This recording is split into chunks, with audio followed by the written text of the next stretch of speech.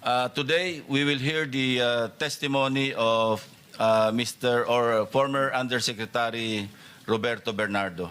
Kindly stand up so your oath will be administered by the Director General of the Group. Do you swear or affirm to tell the truth, the whole truth, and nothing but the truth in this proceeding? Thank you. You may take your seat. Thank you. Are you ready to make your statement? Yes po, Mr. Chair. You may proceed.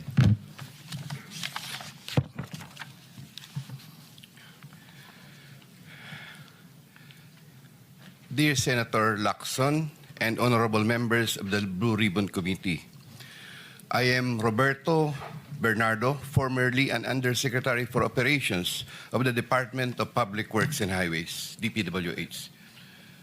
I was summoned to appear today before the Honorable Blue Ribbon Committee and required to testify in connection with its ongoing inquiry in aid of legislation into the reported anomalies in certain DPWH projects, flood control projects.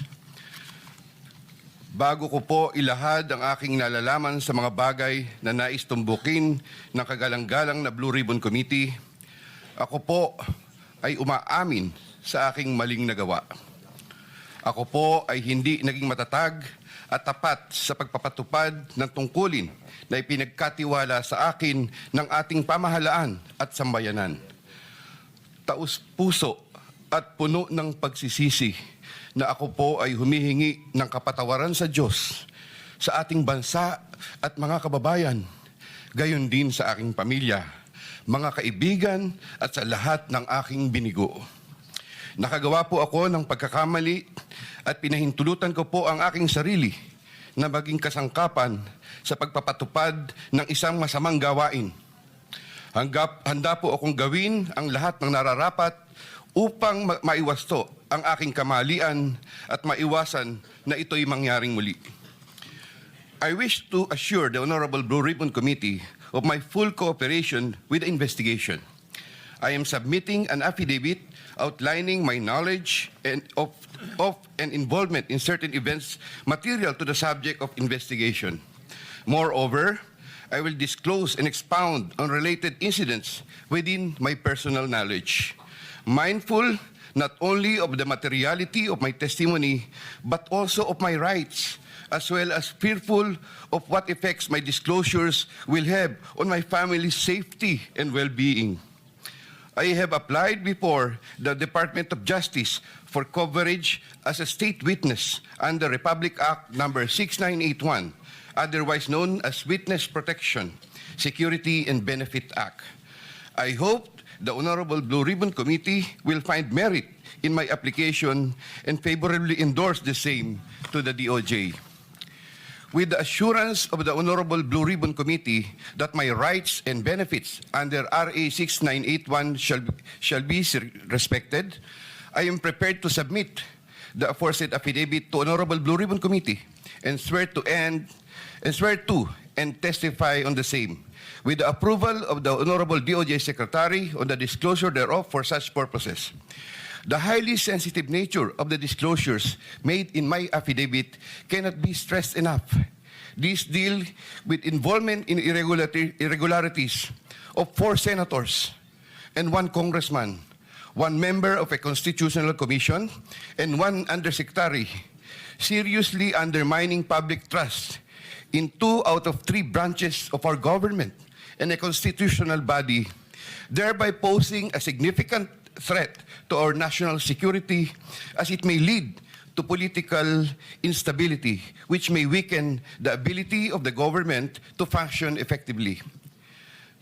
25 of September 2025, Makati City, Metro Manila. And this, Mr. Chair, signed na po ito. Okay. May we hear from Secretary Remulla since he mentioned about his application for admission into the program? Your Honor, we will have to evaluate his statements in relation to all the other testimonies that we have gathered in the DOJ and in the Blue Ribbon Committee. The Senate President, Mr. Chairman, Mr. yeah. We would like to listen to your sworn affidavit, if you have one, or an affidavit that you will swear to complete the disclosure that you're talking about. Otherwise, those are mere general statements. Please, thank you. Yes, Mr. President, Mr. Chair, may I be allowed to read the Yes, you may proceed, Usec Bernardo. affidavit? I, Roberto R. Bernardo, Filipino, of legal age, a resident of Malolo City, Bulacan, under oath, depose and state.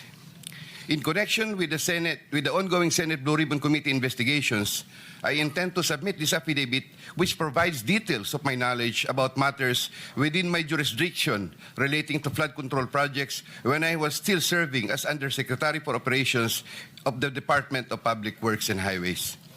This affidavit lays out details. Sorry, excuse me. You have your counsel now with you? Yes, sir. Yes, po, Okay, Mr. on Chair. record. Okay. This affidavit lays out details of the involvement of legislators as well as other government officials with a commitment on my part to expand these disclosures as my best recollection of facts and records may serve. Number three, since the received an invitation to appear in these proceedings, I began collating, vetting, and consolidating all written communications, documents, tables, and matrices and lists in my possession, the retrieval of which has been difficult since I retired from public service last August 2025. With the benefit of more time and greater freedom to access files, I am confident that I can provide even more material and relevant evidence that would clarify the issues once and for all. Number four, more importantly, I am executing and submitting this affidavit with my full and absolute consent as an integral part of my application to be admitted under the Witness Protection Program through the favorable recommendations of the Honorable Chairman of the Blue Ribbon Committee, Senator Ping Lacson, and the Honorable Senate President, Tito Soto, under Section 4, as well as Section 10 of Republic Act Number 6981, otherwise known as Witness Protection, Security, and Benefit Act before the Department of Justice. I attest and confirm that the names, dates, and transactions mentioned hereunder are based on my direct personal knowledge and have ample documentary support where necessary or desirable if given full opportunity to retrieve the same. Background facts. I earned my bachelor's degree in Bachelor of Science in Civil Engineering in 1984. I am a registered civil engineer by profession. In the year 1985, I began my 40-year stint in the DPWH as a laborer. I then climbed the ranks through the years as Associate Civil Engineer, Engineer 2, Engineer 3, and as Assistant District Engineer, Assistant Regional Director. I then became Assistant Regional Director CESO 4 sometime in 2012 until my appointment as Assistant Secretary in 2016. I finally became Undersecretary more than a year later and remained such until my retirement on August 2025. I met former District Engineer Henry Alcantara during my assignment in the Laguna 2nd District Engineering Office. Engineer Alcantara, Engineer Bryce Hernandez, Engineer J.P. Mendoza, and Engineer Algie Jumasig all belong to the Bulacan 1st DEO. 2020-2040 scheme. Sometime after the State of the Nation address of President Ferdinand Bongbong Marcos Jr. in July 2025, and while I was already on sick leave, I heard from Secretary Bunoan for the first time that Engineer Alcantara, Engineer Hernandez, Engineer Mendoza, and Engineer Dumasig were engaged in contracting activities using the licenses of other contractors. Subsequently, Engineer Hernandez confirmed this arrangement through one of the legislative hearings and by other contractors whose license they used. According to Bryce Hernandez, their sharing is 20-20-20-40% from these activities. My understanding is that they had prepared and signed documents for purposes of collecting payments, which they then apportioned the profits amongst themselves. However, I must admit that I have no personal knowledge on the exact actions they took accomplish this scheme, and I can only be asked general questions on the systems in place that would have allowed this modus operandi to happen. I categorically state that I have neither knowledge nor participation in these business activities, which were entirely done by Engineer Alcantara, Engineer Hernandez, Engineer Mendoza, and Engineer Dumasig on their own. Ghost projects. At about the same time, after the 2025 SONA, I also heard for the first time that aside from the 2020-2040 scheme, there were flood control projects, ghost projects, for which Engineer Alcantara, Engineer Hernandez, Engineer Mendoza, and Engineer Dumasig were also responsible. These were confirmed later by Secretary Bunaan during a separate legislative hearings. I called up Engineer Alcantara to ask him about these flood control ghost projects. He denied any participation. Subsequently, he likewise told me that he even convened the officers of Bulacan 1st DEO to confront them about these ghost projects, and that some officers, it was Engineer Hernandez, who was the primary person responsible for the same.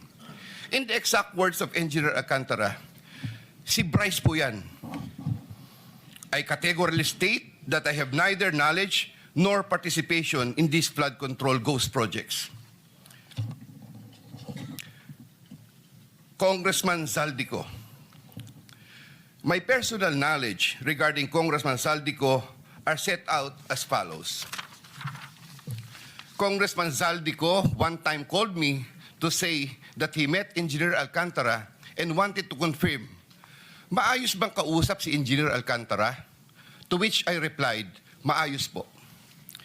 Engineer Alcantara then told me that Kong Zaldico was asking for a 25% commission, and out of that amount, 2% was to be shared equally between Engineer Alcantara and myself. In his exact words, boss, hati na tayo sa 2%. Furthermore, Engineer Alcantara would tell me every time that he made deliveries of cash to Congressman Zaldico in compliance with his commitment to Congressman Zaldico.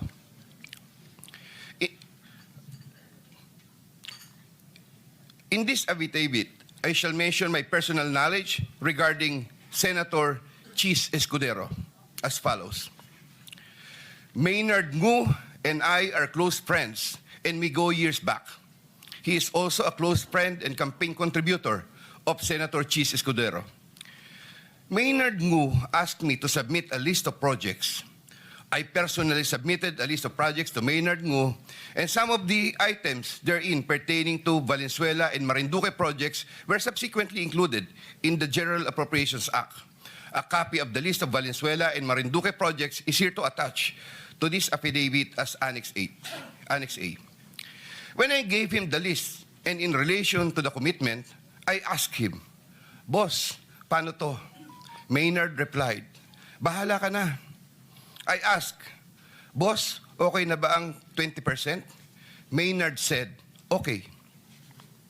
After inclusion of the projects in the GAA, I delivered 20% of approximately 800 million or about 160 million to Maynard Ngu, which was meant for Senator Escudero. Finally, I would like to add that deliveries of cash were personally made to me, by me, to Maynard Ngu at his office in Manila. I confirm that Commissioner Lipana requested that he be referred to officers of DPWH Bulacan 1st DEO. I referred to Engineer Bryce Hernandez. I have no personal knowledge if they were able to secure a project in Bulacan 1st DEO. Furthermore, and subject to possible referral to an executive session upon the approval of the Honorable Chairman, I attest to the broader systemic issues in DPWH that are widespread.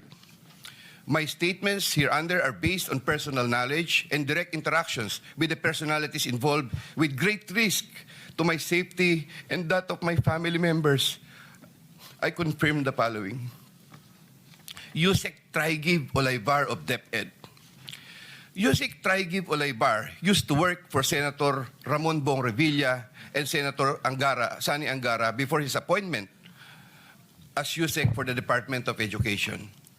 Sometime 2010, I met for the first time Usec Olayvar, who was then working in the office of Senator Bong Revilla. Later, I learned that he transferred to the office of Senator Edgardo Angara and then later to Senator Sani Angara. Sometime 2024, Usec Olayvar personally called me for a meeting to discuss about unprogrammed appropriations, supposedly for the office of the Executive Secretary. In the said meeting, he requested me to submit a list of projects. After the meeting, I asked Bulacan First DEO to prepare a list of projects for funding. Thereafter, Engineer Alcantara submitted a list of projects worth 2.85 billion. Here to attach as Annex B is a list of those projects. Subsequently, I submitted this list to Usec Olayvar. Usec Olayvar told me that the commitment is 15%. In his words, boss, 15 yan. Thereafter, the DPWH received a special allotment release order for 2.85 billion for the projects listed in Annex B. Engineer Alcantara, from time to time, would collect and deliver the agreed 15% commitment to me, which I delivered or caused to be delivered to Usec Olayvar in Magallanes, Makati, and other places.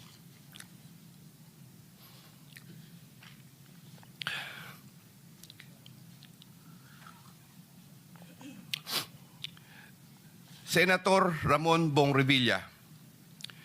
Sometime in the year 2024, Senator Revilla and I met where I gave him a list of projects given to me by Engineer Alcantara.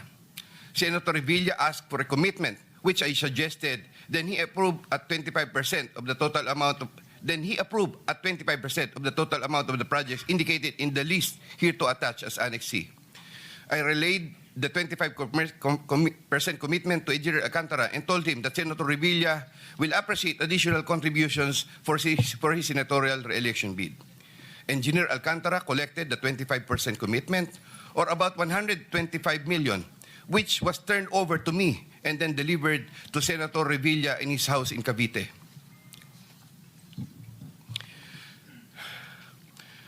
Senator Nancy Binay. Sometime in the year 2024, Carlin Villa, a staff of trusted confidant of Senator Binay, called me and asked for a commitment which was set at 15% of the total amount of the projects indicated in the list here to attach as Annex D. I relayed the 15% commitment to Engineer Alcantara. Engineer Alcantara collected 15% commitment, or about 37 million, which was turned over to me and which I then delivered to Senator Binay at a house in Quezon City. Given the complexities of the transactions and personalities involved, I humbly reserve the right to submit a supplementary affidavit if warranted in the premises. I attest to the truth of the foregoing statements based on my personal knowledge and authentic records. In witness or hope, I will be affixing my signature this day of September 2025 here. Mr. Chair. Yeah, kindly sign your affidavit in the presence of everybody.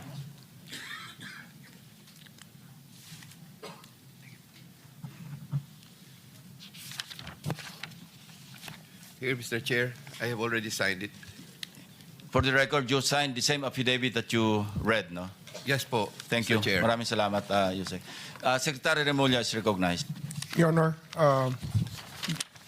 after hearing his affidavit and his willingness to disclose all other details about the transactions that happened under his watch, may I respectfully ask the committee to allow the DOJ to have an evaluation of Mr. Bernardo immediately. This matter has to be done because of the gravity of the situation and the fact that we may have to really work overtime on legal matters that are needed, or on necessary legal matters, so that we can preserve the monies and other things that are involved in this discussion. Thank you, Secretary Remulla. Will you be open to answer some questions addressed to the Secretary of Justice before you leave? just like the last time? No, not to Usec Bernardo, but to the Secretary for some clarificatory questions. I mean, to the Secretary of the OJ, not to the affiant. Because you have to bring him back after